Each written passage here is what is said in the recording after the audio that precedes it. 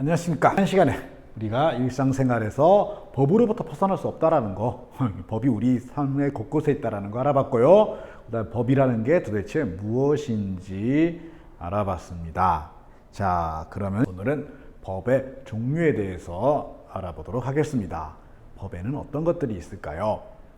우선 법의 종류는 우리 생활의 영역에 따라 달라집니다. 우리는 두 가지 생활 영역을 가지고 있습니다. 하나는 개인적인, 사적인 삶의 영역이 있죠. 또 하나는 공적인 생활 영역이 있습니다. 흔히 그러잖아요. 공과 사를 구별해. 이렇게 얘기하잖아요. 그래서 우리는 공적인 생활을 하고 사적인 생활을 합니다. 사적인 생활이라고 친밀한 영역에서 혹은 개인의 이해관계가 관계되는 그런 영역의 삶이 되겠죠. 공적인 생활이라고 하는 것은 우리가 국가기관이나 국가를 상대할 때 혹은 우리 국가나 사회에 대해서 우리가 한 약속 이런 것들에 대한 것들이 이제 공적인 생활이 되겠죠. 거기에 따라서 우리는 법을 사법과 공법으로 구별을 합니다.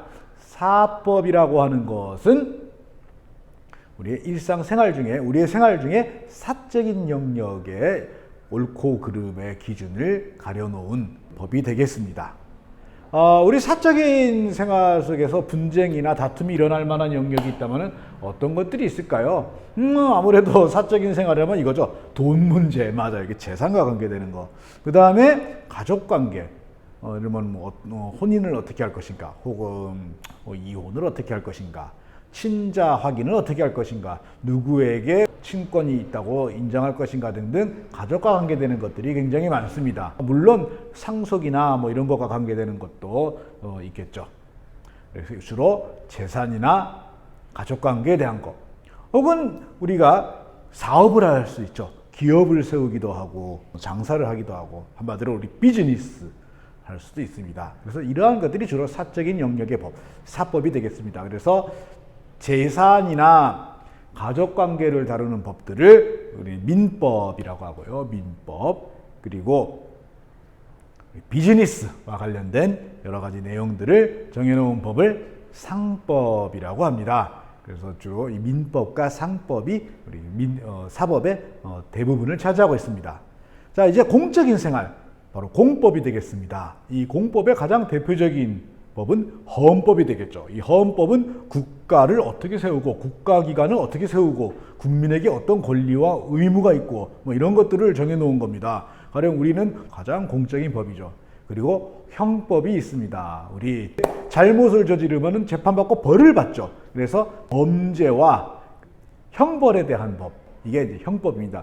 이 범죄는 개인이 저지르는데 이게 왜 공법이냐 이렇게 얘기하자면, 범죄라는 건 뭐냐면은 내가 몸담고 있는 나라와 한 약속, 이런 건 지키겠습니다. 한 약속을 위반한 거죠. 나와 국가의 약속을 위반했기 때문에 국가가 나한테 너 그럴 수가 있는 거야 하고 책임을 묻는 게 형벌이거든요. 그래서 형법입니다. 미국에서는 지금도 범죄자를 가서 재판을 할 때요, 국가 대 아무개 이렇게 얘기합니다. 그러니까 제가 뭔가 범죄를 저질러 미국 법정에 이렇게 가잖아요. 그러면은 그쪽에서는 뭐라고 얘기하냐면은 권재원 대 국가의 재판을 시작하겠습니다. 이렇게 얘기해요.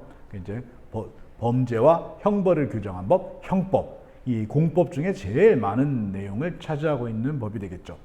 그 다음에 국가기관, 공공기관이 어떤 식으로 작용하고 일을 할 것인가, 이런 것들을 정해놓은 법들이 있습니다. 그게 행정법이 국가가 여러 가지 업무를 처리하는 절차에 대한 것, 이런 것들이 들어있습니다. 그리고 소송법이라는 게 있습니다. 소송법, 이건 뭐냐? 재판을 하는 절차를 정해놓은 법입니다. 그래서 민법,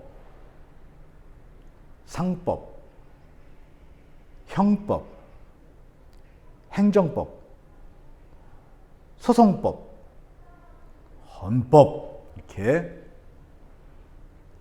법들이 있고, 이게 사법과 공법으로 분류할 수 있습니다. 자, 이렇게 법에는 여러 가지 종류가 있지만은 공적인 법과 사적인 법이 있다라는 것까지 공부했습니다. 자, 그러면 이 두 가지만으로 충분할까요? 자, 그게 충분하지 않아서 가장 나중에 새로운 종류의 법이 등장하게 됐는데요. 그게 바로 뭐냐면은 사회법이라고 하는 겁니다. 기본적으로 법은 개인은 이런 행동을 해야 한다, 이런 행동을 하면 안 된다 이건데, 그래서 개인은 사적인 영역에서 이런 행동을 해야 된다, 하면 안 된다, 이게 이제 사법이고요. 개인은 공적인 영역에서 이런 행동을 해야 된다, 하면 안 된다, 이게 공법인데요. 사회법이라는 건 뭐냐면 국가가 어떤 적극적인 작용을 하는 것을 정해놓은 법이 사회법입니다. 아유, 말이 너무 어렵죠. 그냥 이렇게 어렵게 생각하지 말고요. 모든 사람에게는 최소한의 인간다운 삶을 살 권리가 있다, 이런 얘기를 많이 들어봤습니다. 그런데 이 권리가요, 그냥 있으면은 지켜지지가 않아요. 그냥 있으면은 가난한 사람은 계속 가난한 채로 있게 되고, 어떤 약점을 가지고 태어난 사람들은 그 약점 때문에 계속해서 점점 더 어려운 삶을 살게 되고, 나중에는 인간적인 삶을 못 살게 될 수가 있거든요. 그래서 이거를 국가가 적극적으로 개입해서 모든 사람들에게 인간다운 최소한의 삶을 보장하려고 하고, 그 국가의 작용을 국가가 아무 때나 마음대로 행동할 수는 없잖아요, 정부가. 그래서 그 근거가 되는 법을 만들어 놓은 것이 바로 사회법입니다. 그러니까 이 사회법은 기본적으로 그 사회의 강자와 약자, 누구를 더 위해서 만들어 놓은 법일까요? 그렇죠? 사회적인 약자의 권리를 보장하고 지켜주기 위해서 만든 법이 바로 사회법입니다. 가장 대표적으로는 각종 사회보장법들이 있겠죠. 사회보장제도라고 하는 게 복지제도, 이런 것들이 결국 뭐예요? 아무리 가난하고 어려운 처지에 처하더라도 국가가 이 정도 수준의 삶은 보장해 줄게, 이게 이제 사회보장법이죠. 그 다음에 노동법이라는 게 있습니다. 각종 근로기준법이라든지 노동조합에 관련된 법이라든지, 자, 이거는 사회적 약자를 보호하는 법이죠. 노동자하고 고용한 기업가, 기업주, 사용자라고 흔히 얘기합니다. 자, 그래서 이 기업과 노동자의 관계는 어쨌든 누가 더 약자일 것 같아요? 노동자가 더 약자일 수밖에 없죠. 너 해고야! 할 때 노동자가 하는 거하고, 노동자가 나 너한테 일 안 해! 할 때 그 사업주가 하는 거, 어느 쪽이 더 심각하겠어요? 그렇죠? 노동자가 훨씬 더 치명적이죠. 노동자에게 해고라고 하는 거는 그냥 삶의 기반이 무너지는 거잖아요. 그렇지만 기업하는 입장에서는 엄청난 인재가 아닌 다음에는 저 노동자가 때려치고 나갈 거야 한다고 해가지고 그렇게 겁먹을 건 없단 말이죠. 그래서 이 노동자와 기업가가 서로 그 갈등이 일어나고 분쟁이 일어날 때는 노동자가 약자가 될 가능성이 크다는 얘기죠.